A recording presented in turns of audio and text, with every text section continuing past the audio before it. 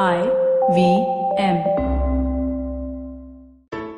Hey everybody, welcome to another week on the IVM Podcast Network. If you are not following us on social media, please do. We're IVM Podcast on Facebook, Twitter, and Instagram. I'd like to thank our sponsors this week, Paytm Money.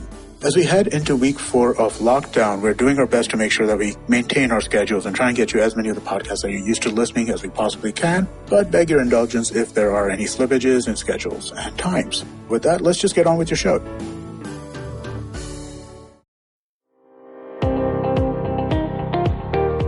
Welcome to All Things Policy, a daily podcast by the Takshashila Institution. We are a bunch of policy nerds based in Bengaluru, and we like bringing fresh perspectives to Indian affairs and Indian perspectives to global affairs. So grab a cup of coffee, sit back, and join us for today's chat. Hello and welcome to All Things Policy. Over the course of a couple of years between 1942 and 1944, right amid the storm of the Second World War, anywhere between 2 to 3 million Indians died in Bengal. Remember, this was undivided Bengal, so it's both West Bengal and what is today Bangladesh. And now these people weren't killed by Japanese arms. There were no swarms of Japanese bombers darkening the skies of rural Bengal and raining destruction. What really happened was that these millions of people, most of whom were poor and most of whom were nameless, died of hunger and of disease born of hunger. And, the Bengal famine remains one of the most traumatic events in recent history of India. And most scholars today agree that it was at its heart a human catastrophe, a catastrophe made by human decisions, though obviously acts of God played a role. Now, to discuss the Bengal famine and what lessons it might hold for us today as we grapple with a very different situation, but also a very drastic situation, the global pandemic, I'm joined by Anirudh and Sarthak. Welcome, guys. I want to start, Sarthak, by just laying some context for our listeners. What was Bengal like? What was its economy and its social structure like before the war, before the famine? Yeah, so as you said, to understand the Bengal famine, we need to understand what was the economic and the economic situation and the social fabric of Bengal. Now, Bengal was a predominantly agrarian economy, and again, a large proportion of the population was again economically backward. Yes, there were certain sections which were the Bhadraloks, the upper classes, but predominantly the larger section of the society was poor. In fact, in the rural areas, the poverty levels were so high that almost half to 3/4 of the population was in a semi-starved situation. And the population had been increasing over a period of time, primarily because of improvements related to the mortality rate. The mortality rate had been going down, healthcare and all these things had improved. But the agricultural production had not increased in equal pace. So agricultural productivity did not improve. So per capita rice availability was not very high. So food was not sufficient. And what is famine? Famine is nothing but lack of food. And Bengal was considered to be a province of rice growers and rice eaters. So already people were in a semi-starved situation. On top of that, one major cushion that is provided during the times of crisis is land. Now, when it comes to access to land, there also we find major issues. The Bengal society was divided along multiple layers. We must keep one thing in mind, that it was Bengal province where permanent settlement was started by the British government. So the society was divided along lines. So one class was there, which were the Jamidars, who were the owners of the land. But then there were those who were cultivating on the land owned by the Jamidars who did not have the land rights. Those who were the Roads or the Bargadars, etc., etc. And in between, there were the Jotedars, who were the wealthy peasants. So a large section of the population did not have access to land, which could have given them that cushioning effect during the time of crisis, which was also not there. So this is the background when it comes to the Bengal famine. That's really the foundations, as it were, for the crisis that eventually began to unfold, right? As the Japanese began to move into Burma, the British Raj began to get extremely paranoid about them potentially using Bengal's rice supplies, Bengal's transportation infrastructure as a launching pad for an invasion of most of India. And as a result of this fear, what the officials of the Raj did was go to this already semi-starved province and go out and start to destroy stocks of grain on stocks of rice. This was not something that the people of Bengal really took lying down. There's something that they fought back. They realized very well what the British were doing, but they were simply not able to stand up to the power of the Raj. The Raj went out and basically destroyed most of Bengal's riverine transport infrastructure as well, which made it very, very difficult for people to be moving grain through legitimate supply channels, which made it difficult for harvest equipment, for seeds and so on and so forth to reach the place where it had to be. So all these things combined, as you can see, you already had a semi-starved population, you already had these stratifications on lines of caste, you already had limitations on land productivity and so on and so forth. Were then given a new shock by the destruction of existing stocks, by the destruction of infrastructure, and that began to lead to a crisis. But I believe, Sarthak, there was something else that was going on at the time, right? Since this was a wartime scenario, I think the government was spending massively. There was inflation, a lot of prices, which led to a fall in real wages. Can you tell us a bit about that? Yeah. So during the time of wars, generally you will be having inflation. So this is something that they were also grappling with. So the value of the money that people have is going down. Apart from this, what has happened, the thing that you mentioned, that they went ahead with some denial policies. One is they are denying rice. So especially to the eastern part, southern part of Bengal, what they had done, they had destroyed the food, rice and all these things, so that the advancing Japanese army will not be able to utilize it. On top of that, they had dismantled all the transportation infrastructure. Also, the supply chain that was there with Burma when it comes to import of rice, that was also dismantled. So at that point of time, Bengal used to import rice from Burma. So now that is also not there. On top of this, inflation is there. So whatever wages you have, the real wages, the value of that has gone down now. So it was very difficult for people to procure the basic necessities. So not only do they have less money to pay for necessities, but the necessities are also just not available even if they want. Yeah. And see, one more thing. Another thing was why these necessities were not there.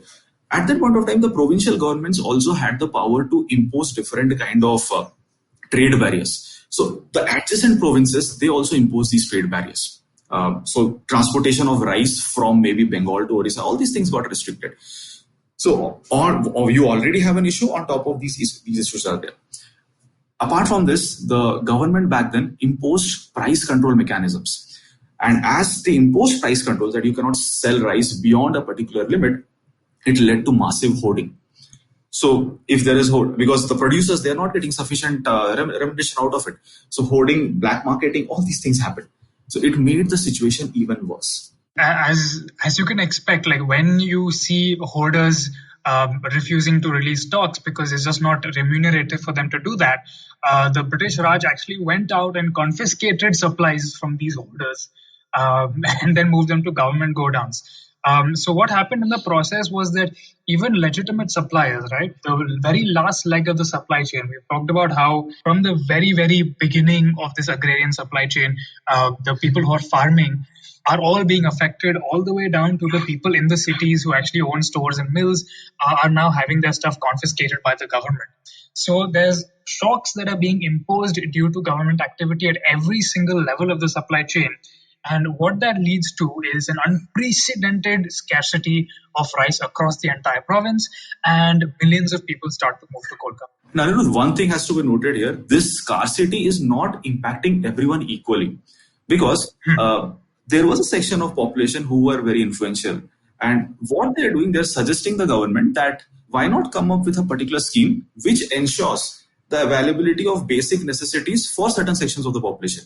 Now, who are these certain sections? Those who are participating in the war, those who are the civil servant, and then those who are in the upper classes. So you are having some food stuff scheme back then, which ensures basic necessities like food stocks will be transferred to these sections of the population. So those who are at the bottom of the hierarchy, they are the ones who are massively impacted. Also, the other goods, not just food, the other goods, the industries were producing this. But here also there had been different kind of controls. Now, a large part of the commodities which were being produced by the industries were procured by the British government in India, which was again shipped to Britain. So these goods were procured at a fixed price and which used to be low. But if these industries have to sell it outside, the prices used to be very high. So already you don't have money, you don't have rice, And at the same time, these manufactured goods, you cannot access them because they will be available at a very high rates. And the remaining ones were going to the British government. So all these things led to massive disruption in the economic life of the people. So let me just try and summarize what the points you guys have been making. First, you have a time of almost Malthusian pressures where you have a rising population and at the same time, agricultural productivity, agricultural output has not increased. So there is a systemic possibility of food shortages. Second, the war actually causes a massive disruption and the British basically panic in 1942 and destroy essentially the agrarian infrastructure of Bengal. The British destroyed something like more than 40,000 boats out of a supply of about 60,000. And these boats are absolutely critical for transporting agricultural produce, for getting people from one place to another. So these sort of acts actually completely devastate the social structure and economy. Sarthak, you pointed out there are fundamental barriers created by British decisions. You have these provincial trade barriers. You have hoarding. You have the British supplying relief of some sort to more affluent people, the people who probably need it the least. And then on top of all this, you can broadly classify the mishandling of the Bengal famine into three categories. One would be the sort of Amartya Sen understanding, which is that it's basically an example of gross negligence and mismanagement. The other is that there was also some malign intent involved, which is the argument that, of course, Madhushree Mukherjee makes in her book Churchill's Secret War. And the third is Janam Mukherjee, another historian, has also argued that the Bengal famine was impinged on communal and other fault lines that already existed in Bengal. And it played out along those lines. So people weren't necessarily passive receptors of this catastrophe, but they actually shaped it, they reacted to it, they worsened it in some ways. We hear about those stories of people streaming into Calcutta, skeletal figures really streaming into Calcutta. We hear much less about the fact that hungry people, starving people went out and looted. They looted lorries, they looted stores because they just needed food to eat. In some cases, they even fought against officials that were trying to push them into relief camps because they knew perfectly well the relief camps would have absolutely miserable conditions, and they preferred to try and survive or die by themselves on the streets of Calcutta rather than accede to a system they knew was not willing to really care for them anyway. That anecdote that you just pointed out, it highlights the nature of governance during this time, and it's all quite grim. What lessons would a catastrophe like this hold for us today? I mean, Bengal famine offers us examples of price controls, of lockdowns, if you will. What do we learn from this tragic episode? Okay, so I would think that the first and biggest lesson that should be learned from the Bengal famine is about accountability of a government, right? The British Raj was able to get away with misinformed, callous, sometimes absolutely malicious decisions because there were very few ways to hold them accountable from the side of the Indian public. Even leaders of the Indian National Congress, for example, when they knew the supply situation was getting worse and worse in Bengal, according to Janam Mukherjee, did not necessarily bring it up with the British as intensely as they could have or should have, because they had their eyes on the bigger goal of independence. We also, according to Janam Mukherjee, there's a lot of industrialists, especially Marwadi industrialists based in Bengal around the time, who made massive profits from selling to the government, who were also major donors to the INC, but didn't necessarily put too much pressure on the British Raj to try and ease up the situation. A lot of these people later became great philanthropists because of the desperate situations that a lot of Bengalis were reduced to. This might also have fed into inflamed communal tensions because a lot of these industrialists tended to prefer to hire people from a certain religious community. One very interesting line that has stayed with me from his book Hungry Bengal has been this argument that there have been a lot of studies that look at the economic impacts of the Great Depression, hyperinflation during the days of Weimar Republic, and how they led to, for example, the rise of fascism, the rise of Nazism.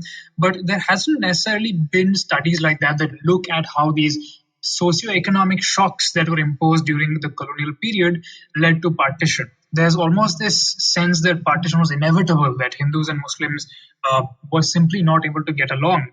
But one really interesting learning for me was that it was because of the stresses that were put on Bengal's social fabric.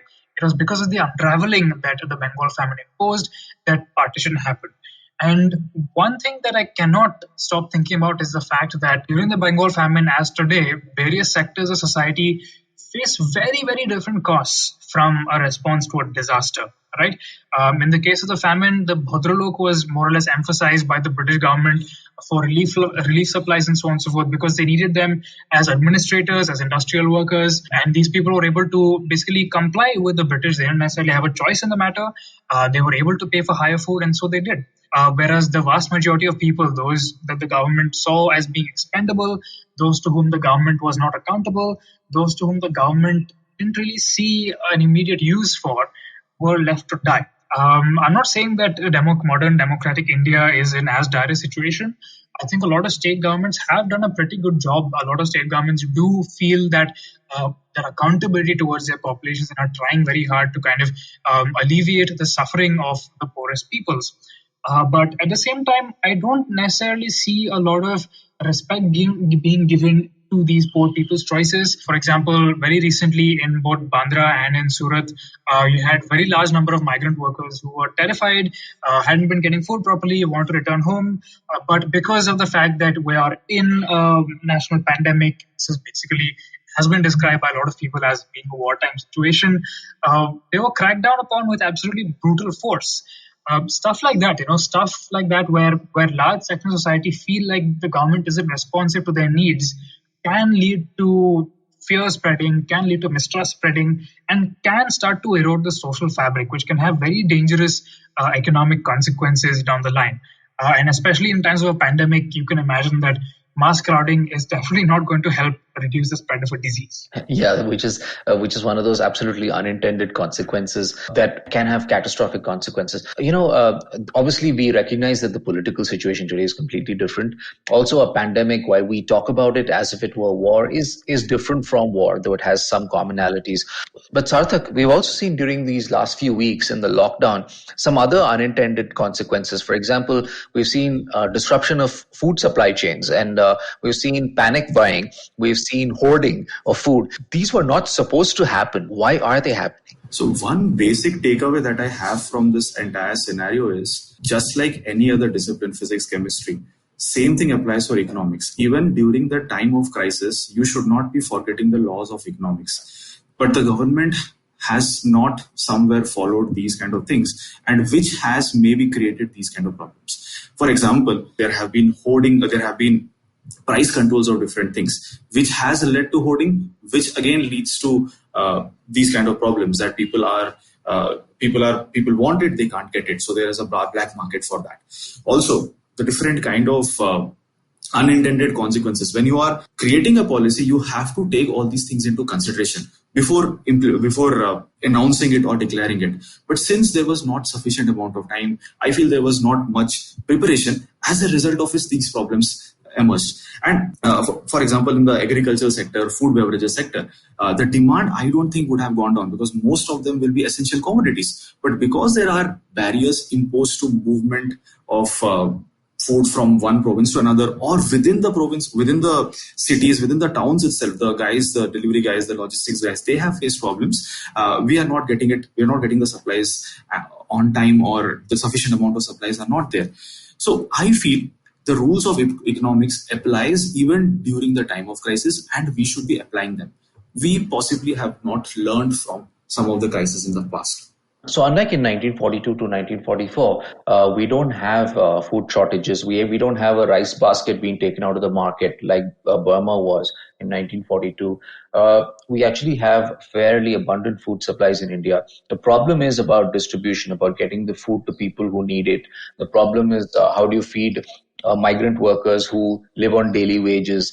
The problems have been how do you instruct police to let through a truck that maybe is transporting packaging material that is used for packaged food stuff. So it's those sort of administrative decisions, as well as the requirement, as Sarthak pointed out, of economic literacy.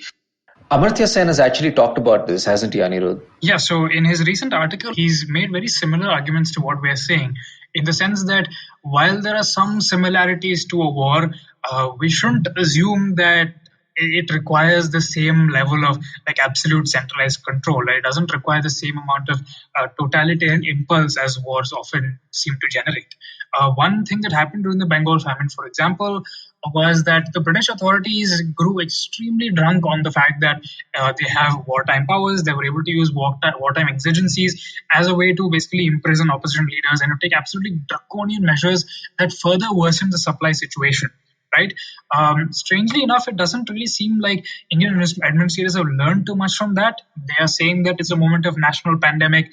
Therefore, we can impose a lockdown. Therefore, we have the absolute authority to stop supply chains of this, that, whatever. So, Amartya Sen's argument is that participatory democracy is the way to solve this, right?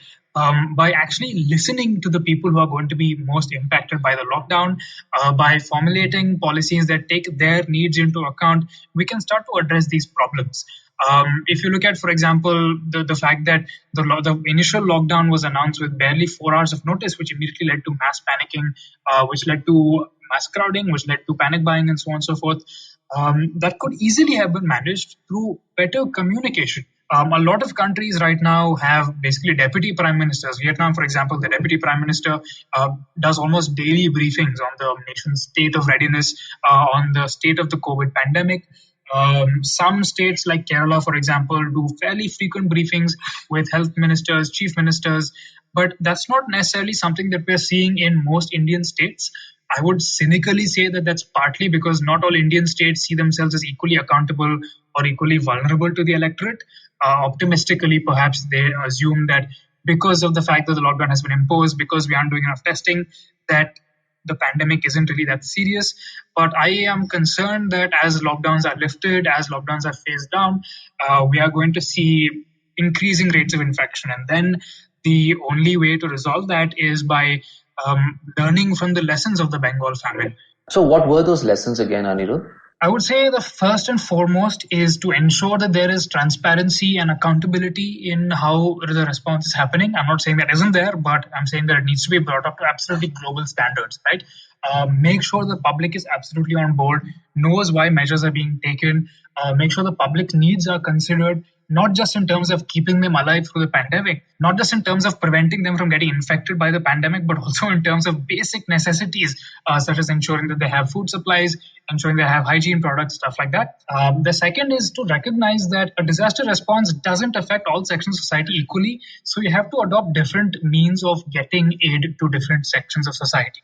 You have to adopt different means of communicating with different sections. For example, while the middle classes would be very happy to tune in to a broadcast by a political leader, the lower classes might require a community engagement, might require religious leaders to be reassuring them. And I think another really big thing to be concerned about is the fact that fear and misinformation are already spreading, right? So one thing that happened during the famine was there was a constant fear of a second famine while the first famine was still going on. There was all kinds of fear mongering, rumor mongering that one religious group or the other religious group was discriminating against the others, that one religious group was being worse affected than the others. But that led almost directly to the 1946 Calcutta riots. That's something that needs to be urgently addressed by both political leaders and the state apparatus like the police. And finally, I think the single biggest learning, of course, would be don't mess with supply chains. The private sector are the only guys that have anything approaching the capacity to deliver the kind of aid, both medical and food-wise, that's required to large sections of the population. By imposing price controls, by imposing export controls, all that the government does is worsen the supply situation, lead to shocks in a system that's working just fine as it is, and potentially cause a lot more harm than good. Also ensure that you do not coerce the private sector. You have to ensure that they have incentives so that they can continue using their expertise wherever it is required. Exactly. That's actually very well summarized. Thank you so much. Because one of the things that you guys have highlighted is that unlike in a war, we don't need that degree of coercion. And it's really important for governments to be transparent in their communication. Remember, the virus that causes COVID-19 cannot overhear what we're talking. It doesn't know what we're discussing. It doesn't know how we plan to tackle this pandemic. So transparent, open communication is absolutely critical. Thank you so much, guys. Thank you. Thank you, Aditya. And thank you for joining us on All Things Policy. If you liked our show, don't forget to check out other interesting podcasts on the IVM network. You can tune into them on the IVM Podcast app, ivmpodcast.com, or wherever you listen to your podcasts. You can also follow IVM on social media. The handle is @IVM Podcasts on Twitter, Facebook, and Instagram. And hey, if you'd like to dive into Takshashila's research on technology, strategy, and economic affairs, check us out at our Twitter handle @Takshashila INST or our website takshashila.org.in.